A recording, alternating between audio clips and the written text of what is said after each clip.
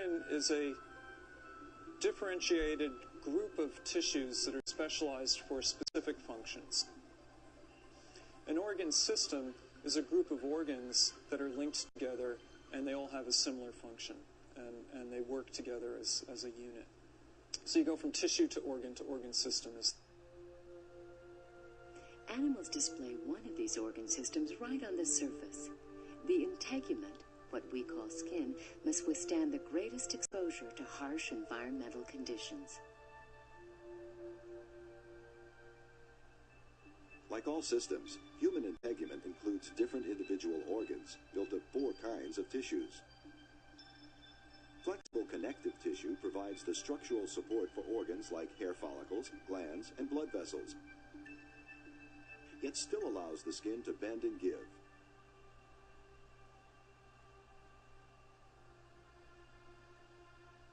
Nervous tissues form sense organs that detect changes in the environment, such as a drop in temperature.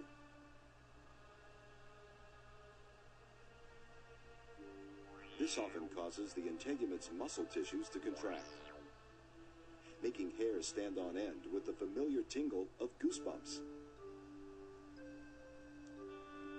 Above it all, layers of protective epithelial tissue form the barrier that serves as our first line of defense against the perils of the outside world.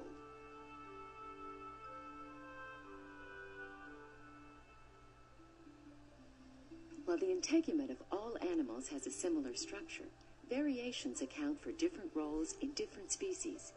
Even between vertebrates such as reptiles and amphibians, we see remarkable differences designed to withstand very different environments. The reptiles have a large advantage over amphibians as terrestrial animals because of the nature of their outer integument, or epidermis. And like that of mammals, it is relatively impermeable to water, so that a lizard can sit out on a rock in the desert and not dry out, whereas most frogs under that situation would dry out very, very rapidly. While most amphibians share these properties, some have developed special adaptations. This South American tree frog coats itself with wax produced by glands in its skin. This protects the frog from the drying effects of persistent warm winds. Others display even more peculiar traits. This frog lives in the arid regions of western Paraguay, and in the dry season when it's burrowed, it allows these skin layers to accumulate to form a cocoon, which provides a protection, an insulation from water loss. Once the rainy season comes, the frog gets wet, his cocoon gets soft, he eats it, and emerges to go about his business of feeding and breeding in the short rainy season.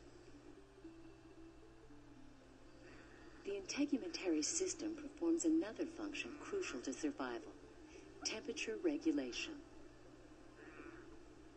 Many animals allow their body temperatures to rise and fall with the environment and live with these changes in rates, whereas others, such as ourselves, regulate body temperature very precisely, which allows for a very constant environment for the cells. Amphibians in general are not considered to be particularly good temperature regulators. So frogs are probably an example of an animal who is pretty well adapted to function reasonably well at a variety of body temperatures. In reptiles, the temperature regulation system is more behavioral than physiological, so that if a reptile, say in the sun, detects that its body temperature is too high, it will then move out of the sun into the shade, up into a bush or into a burrow, but the net effect is the same. An imbalance has been detected and a corrective action taken. With their intricate structure of tissues, organs, and organ systems, complex animals can adapt to a wide range of conditions and still maintain the critical balance of homeostasis. But there are limits.